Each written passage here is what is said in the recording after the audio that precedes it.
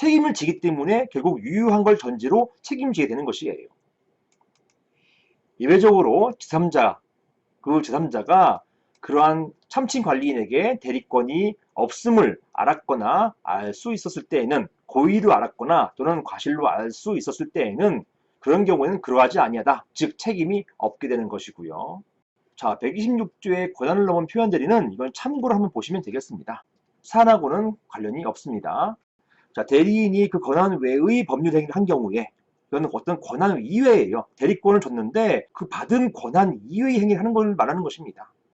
이런 권한 외의 법률 행위를 한 경우에 제3자가 그 권한이 있다고, 즉 권한 내라고 믿을 만한 정당한 이유가 있을 때에는 본인은 비록 무권들이라 하더라도 책임이 있다, 그것을 유효하게 이행해야 된다, 이런 것이 민법 제126조의 권한을 넘은 표현대리가 되겠습니다. 자, 사안에서는 125조만 문제가 되겠습니다. 자, 판례를 한번 살펴보시면 판례는 이러한 사례가 있습니다. 관리인이 아닌 자와 위탁관리계약을 체결한 관리회사가 사안과 같은 경우가 되겠죠. 민법 제125조 주장하면서 이런 주장을 합니다. 민법 제125조는 단체와 그 대표자에 대한 관계에서 유추정될 수 있고, 관리회사는 단체, 즉 여기에 단체는 관리단이라고 했어요. 그 대표자는 참친 관리인임을 주장하는 자라고 했습니다. 그 대표자. 이러한 대표자에 대한 관계로 유추정될 수 있고, 즉 125조가 이런 관리단 분쟁에 있어서도 적용될 수가 있다는 주장을 하는 것입니다.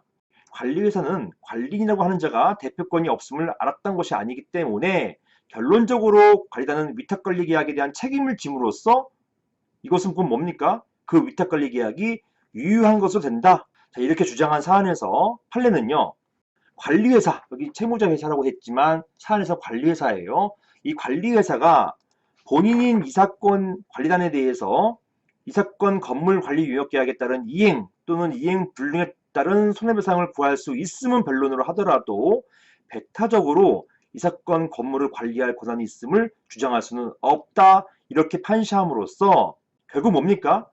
민법 125조의 표현들이 주장을 배척했어요. 여기에 대해서 일단 안 된다라고만 이렇게 봤습니다. 사실은 왜 안 된다, 왜 적용 안 된다, 이런 것에 대해서 구체적으로 밝히진 않지만 어쨌든 이런 주장이 있었음에도 불구하고 이것을 배척했습니다. 그냥 안 된다, 표현들이 안 된다, 표현들이 적용할 수 없다, 이렇게만 보았던 것입니다. 이런 판례가 최근에 있었습니다. 즉 판례 태도를 종합해보면 관리단과의 위탁관리 계약에 있어서는 위 표현들이 법리를 유추 적용하지는 않는 것, 이렇게 볼 수 있겠습니다. 자, 사안으로 돌아와서 이러한 판례의 태도에 의할 경우라면 적법하지 않은 관리인과 체결한 위탁관리 계약은 무효가 될 것입니다. 결국 무권대리로서 무효이고, 이것을 이유로 해서 계속 위탁관리 업무의 수행을 주장할 수는 없다고 할 것입니다. 이게 바로 사안의 결론이 되겠습니다. 이상입니다.